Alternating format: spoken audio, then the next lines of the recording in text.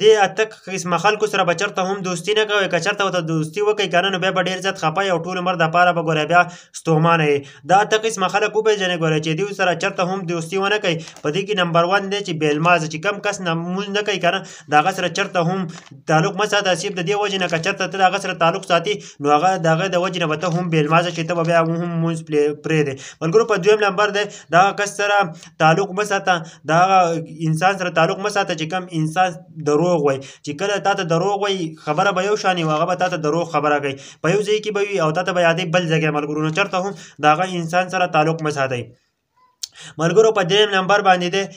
بېوقوف انسان سره تعلق مه ساتئ هغه همیشه تا پساوي او ملګرو په څلورم نمبر باندې دی په بزدل انسان سره چې د هغه سره هم چېرته تعلق مه ساتئ که چېرته تاسو تعلق وساتي همیشه نو هغه به چې وي نو تا به په سخته کې پرېږدي او بیا به نه تښتي او ملګرو په پنځم نمبر باندې دی بخیل انسان د بخیل انسان سره هم چېرته هم تعلق مه ساتئ چېرته به ستا د روپو ضرورت راشي او هغه چې دی نو هغه به درله بیا روپۍ نه درکوي ملګرو او